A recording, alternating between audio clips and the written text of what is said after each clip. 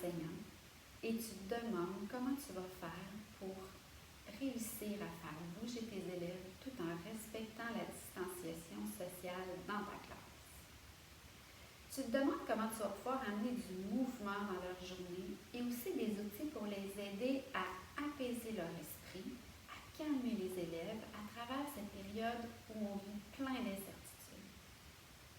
Alors, je te propose des outils de yoga à utiliser dans ta classe, des postures de yoga que tu pourras faire avec tes élèves à n'importe quel moment de ta journée, simplement en se levant debout à côté de notre bureau et notre chaise.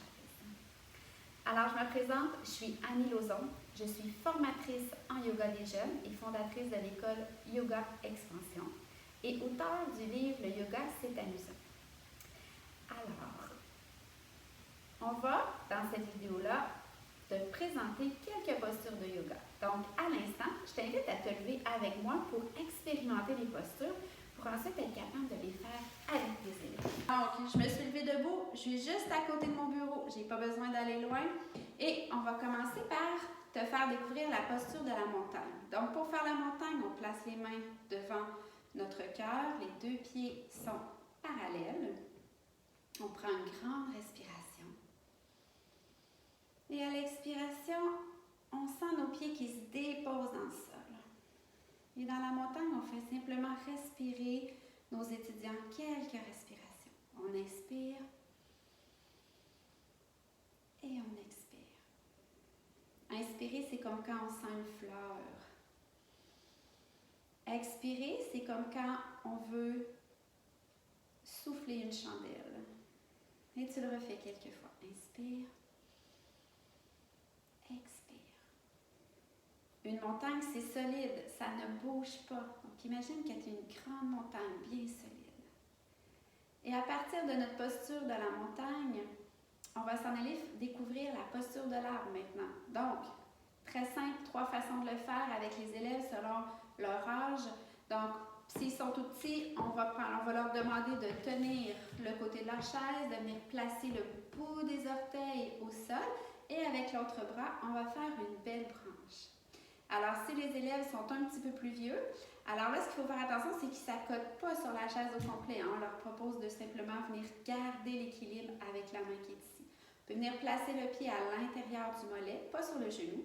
Et avec les plus vieux, on peut les inviter à amener le pied à l'intérieur de la cuisse.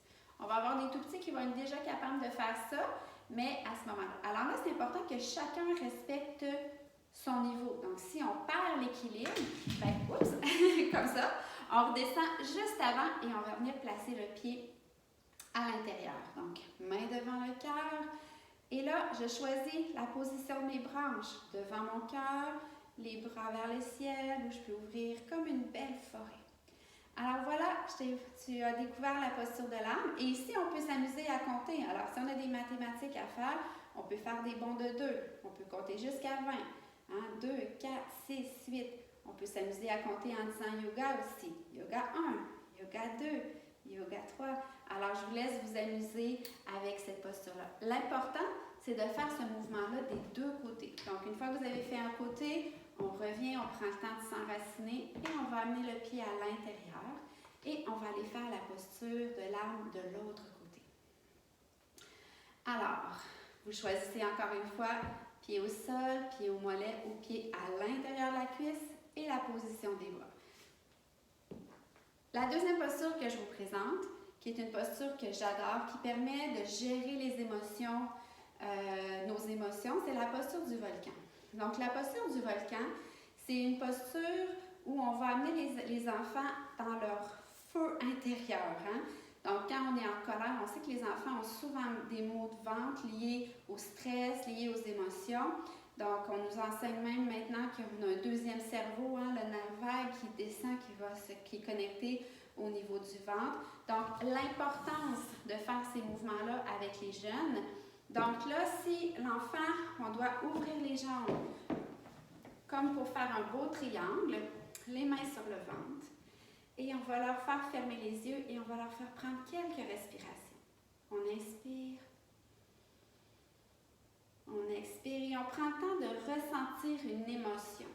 Et là, en cette période qu'on vit. Je vous laisse choisir les émotions peut-être que vous voulez que vos élèves se libèrent. Hein? Donc, une fois qu'ils ont choisi leur émotion, on prend cette émotion-là dans nos mains. On prend le temps d'inspirer, de lever les bras vers le ciel et on prend le temps d'exploser. Et là, les enseignants, c'est le temps de faire du bruit pour les enfants. Ça va être un moment d'évacuer, de ventiler. Donc, laissez-les exploser. Par contre, il ne faut pas qu'ils oublient que c'est une montagne, un volcan. Fait que les pieds restent au sol. Donc, ils peuvent exploser avec les mains, avec la bouche. Et comme ça leur permet de faire le vide, de laisser aller. Hein, eux autres aussi, ils en vivent des émotions, ils en vivent du stress à travers cette période-là. Donc, on explose. Et on revient. Et une fois qu'on a complété, on peut leur faire 3 à 6 fois ce mouvement-là et ensuite, on les ramène dans la montagne. Donc, entre chacune des postures, vous pouvez les ramener dans la montagne. Posture de la montagne, on leur fait prendre encore 2 ou 3 respirations pour que les enfants puissent revenir à l'intérieur d'eux. Donc, on inspire notre fleur et on expire. On souffle par le nez. Alors, je vous vois déjà, si vous le faites avec moi, vous êtes déjà super bon. Et je ne sais pas si vous l'avez essayé, mais faire la posture du volcan, on se sent très bien. Après, ça permet de libérer le trop-plein. Une autre posture que j'adore faire avec les jeunes et que les jeunes adorent faire aussi, c'est la posture du guerrier. Donc, dans la posture du guerrier, on ouvre légèrement le pied droit. On avance avec la jambe gauche et on va venir fléchir le genou gauche. Et ici, ce que vous voulez, c'est lever les 2 bras vers le ciel dans une inspiration. Et là, dans le guerrier, on peut avoir des affirmations. Alors, on peut répéter avec nos élèves « Je suis fort ». Et là, c'est des filles, elles sont fortes. On amène le même bras que la jambe qui est devant l'autre. Le bras s'allonge, se prolonge à l'arrière et on va répéter « Je suis intelligente ». Et ensuite, on va aller en équilibre sur la jambe devant. Donc, on avance les mains devant, la jambe derrière se lève. Et là, si j'ai des tout petits de maternelle, je ne vais pas loin. Hein? Je peux même ouvrir les bras comme un avion. On peut imaginer qu'on part en vacances, hein? Imaginaire. Ou je vais garder les mains devant mon cœur. Et s'ils sont plus vieux, je peux les inviter à aller un peu plus loin, travailler leur équilibre.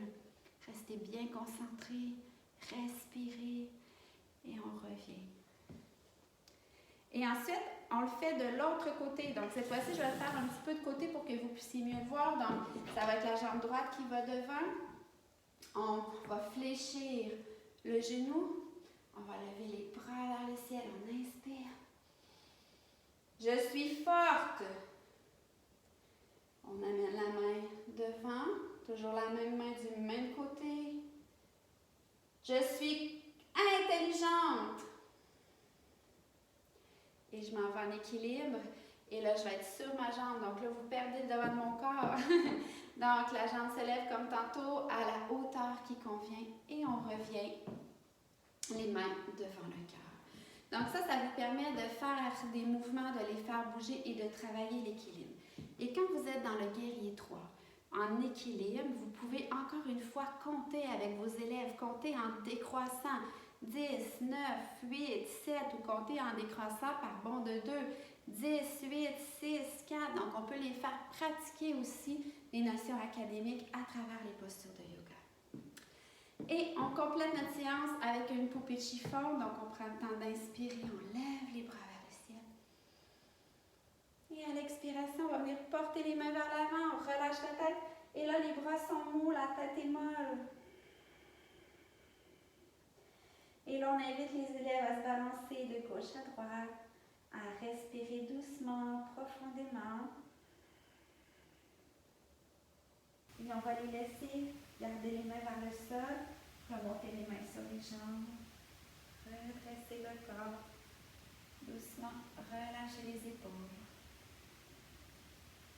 Et revenir dans la montagne, prendre quelques respirations.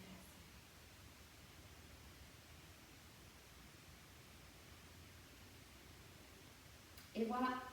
Alors, vous venez découvrir quelques postures de yoga pour vos élèves. Donc, vous pouvez les faire en ordre, en désordre.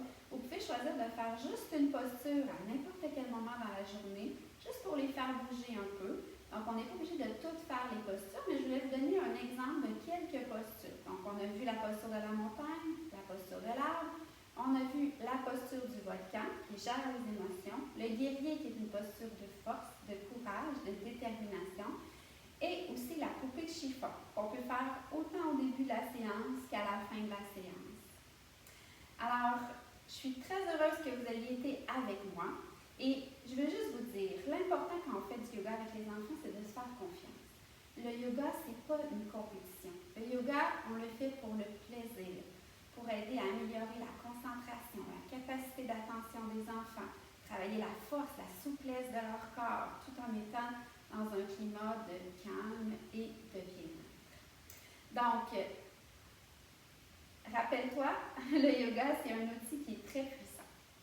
Et cette vidéo-là t'offrait juste un petit échantillon de ce qui est disponible. Alors, si tu as envie d'avoir plus d'informations, plus de détails, j'ai des capsules de yoga en ligne avec un personnage qu'on appelle Yogani, que j'ai créé. Alors, ça me fera plaisir de pouvoir te présenter ça. Tu peux retrouver le tout sur yogaexpansion.com. Alors, si tu es convaincu des bienfaits du yoga, je t'invite à partager et à cliquer j'aime sur la publication. Si tu es un parent et que tu as envie de partager avec les enseignants et les enfants, n'hésite pas à leur faire suivre les vidéos. Si tu es un enseignant, c'est pour toi que j'ai fait cette capsule de yoga-là, cette capsule-là pour toi. Et tu peux aussi cliquer j'aime, tu peux la partager avec tes collègues de travail pour qu'ils puissent avoir les outils. Et n'oublie pas, je suis là si vous avez besoin pour vous guider à travers ce processus. Alors, je vous salue comme un yogi en vous disant Namasté. Et à bientôt!